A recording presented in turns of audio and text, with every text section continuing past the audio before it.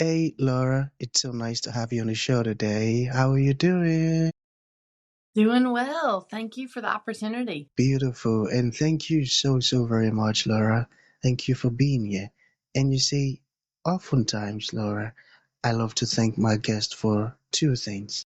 And I do this so often to the point where it has become my anthem. So, firstly, I want to say thank you so very much, Laura, for investing in yourself. You see, you are on this platform right now because you did invested in yourself. And oftentimes, Laura, I love to make reference to the amazing mango tree. You see, some couple of months back, I was on a particular road, and just by the roadside, Laura, there was this very tall, unattractive mango tree. And I use the word unattractive because the mango tree's got no mangoes on it and the leaves were all dry. So I just walked past it and I went my way. But you see, just recently, Laura, I was on that same road, and this time around, a lot's changed about the mango tree. The mango tree caught my attention pretty good from a distance, and immediately I got the urge to move so close to it, which I did, and it wowed me because now the mango tree's got a lot of mangoes on it, beautiful green leaves and Oh, healthy branches, and not just mangoes, Laura. I'm talking about ripe mangoes. It was such a lovely experience that day. I was so excited. Here is my point. The fact that, yes. yeah, the fact that you dedicated your time, energy, and resources to becoming the amazing Laura that you are today, that alone has made it really impossible for me to skip you. And that's why you got the request from me to be on the show because I was attracted to the fruit of all that you're doing, your journey, your philosophy, Yes. your insight, how you're offering your solutions to the world, the impact your work is having. These stuffs are amazing. And just before I sent you that text, I said to myself, I've got to benefit from these beautiful things Laura is doing. Not only me now, but even the audience. And here we are today with the Right. amazing Laura. So thank you so very much for doing that yourself. And secondly, thank you for saying yes to the invite. Because if you had said nope, there was nothing Elisha could do about it. Thank you so very much. Thank you. It is absolutely my honor. And I love the mango story. That's a perfect story of how our lives unfold. Hmm. Beautiful, beautiful. Thank you.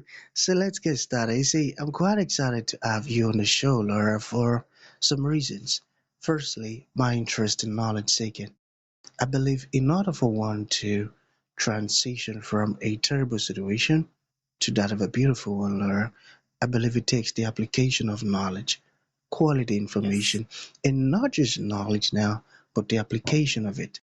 And you see, ever since I discovered that light in the Hebrew means knowledge and darkness means Yes. ignorance, I've been so keen to Yes. knowledge seeking because I do not want to remain in the dark. So that's going to make our conversation today very important to me and even to the amazing listeners. And the second reason why I'm excited to have the amazing Laura on the show is for the sake of the audience. You see, Laura, we live in an age where information is as abundant as grains of sand. We've got a lot of information flying out there. So these folks trust me Yes. for quality, eye-opening, and very important information, of which I am totally convinced, Laura, that our conversation is going to be insightful and impactful. So for that reason, Laura, let's get started with your introduction. Talk to us about your personal or your professional journey because right now we are so curious. We want to know how Laura got here. Then afterwards, I've gotten some beautiful questions for you. Okay, Laura, over to you. So the professional and personal journey are completely connected and intertwined. So I'll start with the personal and then it weaves into the professional. As a 9-year old, life was good. Life was normal. I was fearless. I was energetic. everything a 9-year-old normally does in the South of the United States where I grew up. Between second grade and third grade, I was diagnosed with a very rare retinal eye disease. But all the doctors could say was, she will lose her sight. They would tell my parents, she will lose her sight, but we don't know at what rate. So we can't say it's going to be 5 years or 10 years. We don't know the time. We just know it's going to happen. So I didn't lose a significant amount of sight around that time. Then when I was 14, that's when I started to lose an extremely significant amount of sight. So I went from being able to read print to not being able to see print anymore, being able to walk around fine by myself to not being able to walk around. So I completely lost my depth perception. So through those high school years, by the end of high school, the only vision I had now, or was the only vision I had then, is what I have now. So just a very limited light perception. No usable vision that helps me navigate the world. So through that experience, my initial emotional reaction was denial. This is not going to last long.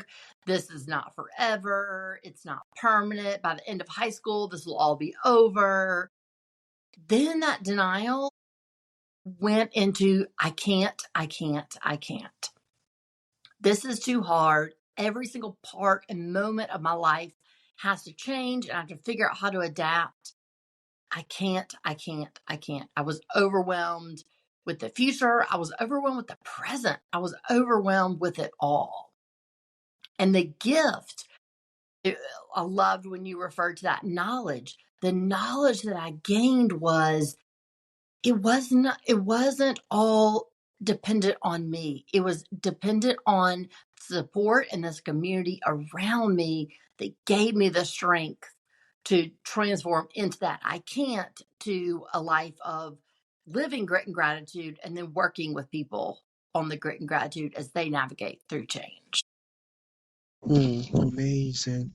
I tell you, you're such a strong woman because you you're not allowing the situation to dictate your destiny, but you're being in charge. You're Right. taking control.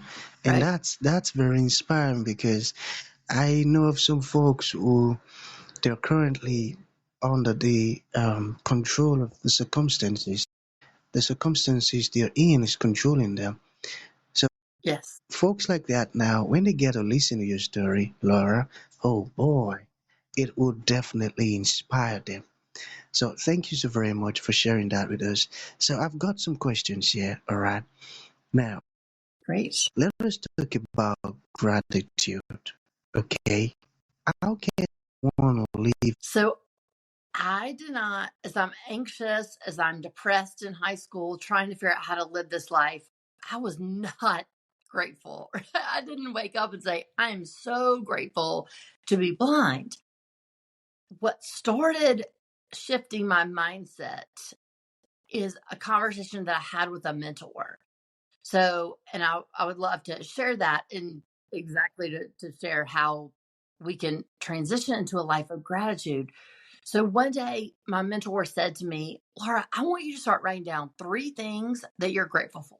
It can be people, situations, events, 3 actions from that day that you're grateful for. And each day, think of things from that day. Don't repeat. So my immediate reaction was, that's terrible advice. That's horrible to tell to someone that's anxious, who's depressed, who's just lost her sight, who's trying to navigate the world. That's absolutely terrible. So I started to do it just out of my pure stubbornness.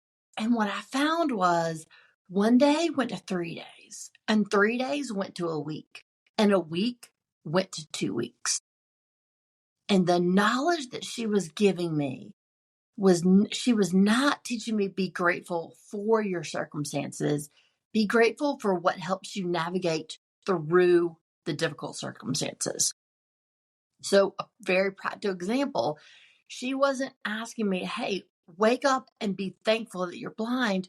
Wake up and be thankful that you have a guide dog that helps you navigate the world. Rather than waking up and saying, be grateful that you're blind, wake up and say, I'm grateful that my teachers in high school and beyond, in college and grad school, are making the necessary accommodations.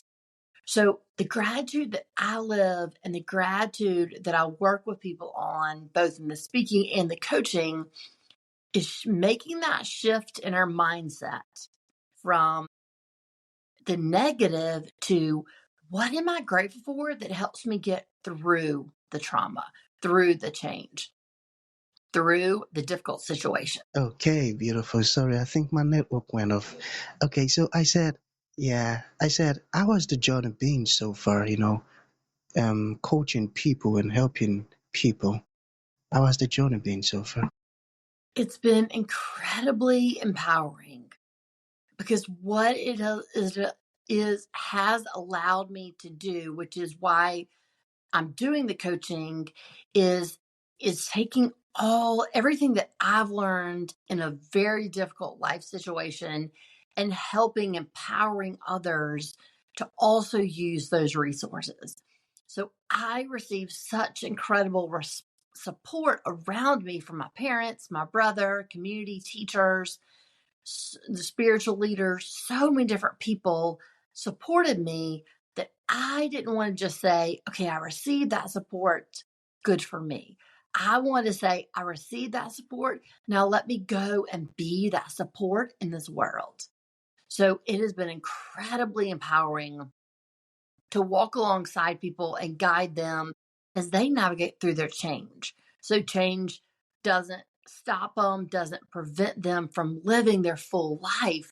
Rather, it empowers them to move forward with the grit and with the gratitude. Beautiful. I got that. I got that.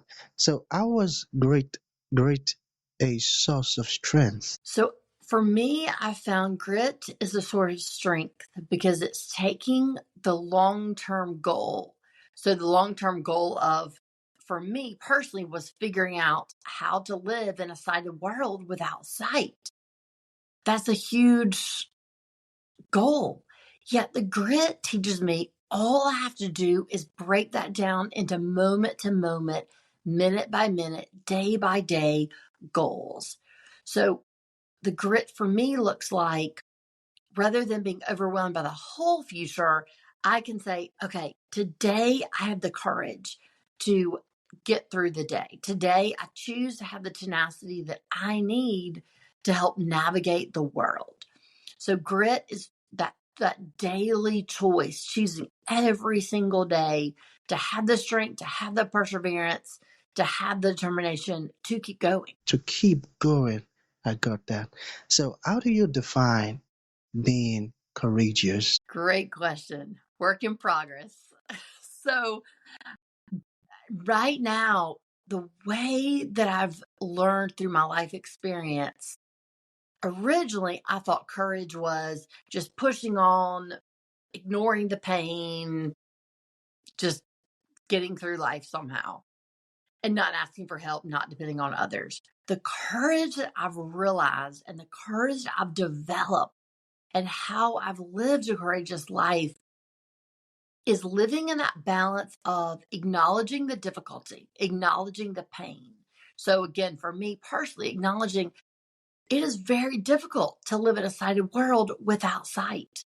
Let me have the strength to acknowledge that, to grieve that, and to move forward. So it's not one or the other, but it's living in both at the same time. So having the courage to acknowledge this is difficult, and I choose to believe in myself and trust the support around me, and support, depend on my spiritual resources and adopt that mindset of gratitude, and I can move forward. So for me, courage is living in both, acknowledging the difficulty while at the same time moving forward. Acknowledging the difficulties while moving Yes. forward at the same time. Wow, Yes. that's a unique definition. I love that. I Yeah. love that. Okay, so we Yeah. have two more questions to go. All right, let's get personal a bit.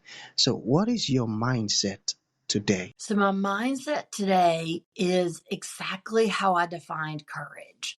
So my mindset today is acknowledging if a event, a situation is frustrating or makes me sad or angry or wishing I had full sight, acknowledging that feeling, that anxiety, whatever the emotion might be, turning towards that emotion, and then using that grit to say, okay, what I have a choice in how I respond to this. I can't control the fact that I don't have sight in a sighted world, but I can control my mindset. So choosing that daily grit every single day. And then also a significant part of my mindset now is that daily gratitude, not just writing down at the end of the day, three things that I'm grateful for, rather than throughout the day, just being grateful as events, as situations happen, being grateful. So my mindset today looks like that the combination of acknowledging the difficulty, choosing what I can do to move forward, and then living in that deep gratitude for the life and the events that support me. Beautiful. And I've got to say this. Thank you so very much for the wonderful stuff you're doing. I tell you, listening to you has just impacted me greatly. I tell you. Thank you. Thank you. Ok- Absolutely. Yeah. Okay, so the last one. What is your advice for folks who are currently experiencing change? So my advice is acknowledge that the change is really hard. That's so much of where my denial came from in the beginning of my vision loss. I ignored, I didn't fully let myself acknowledge this is really, really hard. And it is what it is. It's not good, it's not bad. It just is very, very hard. And that is what it is. Then to take in the midst of change, to take it moment by moment by moment, and to know that that moment by moment is enough. So sending that one email, making that one difficult phone call, turning towards that difficult emotion that you don't want to feel, that doesn't feel good to feel, just turning towards it and just offering yourself that self compassion, knowing that those moment to moment events, that's enough. And you're still a worthy human as you go through change. Mm-hmm. So true.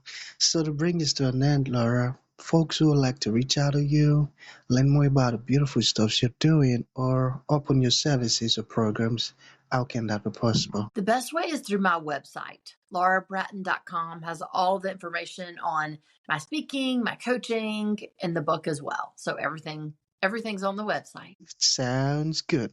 So that's going to be the end of the show, Laura. Thank you so very much for coming, and thank you for sharing this beautiful stuff with us. It means a whole lot. Thank you. Absolutely. Thank you for the honor. That was a beautiful one.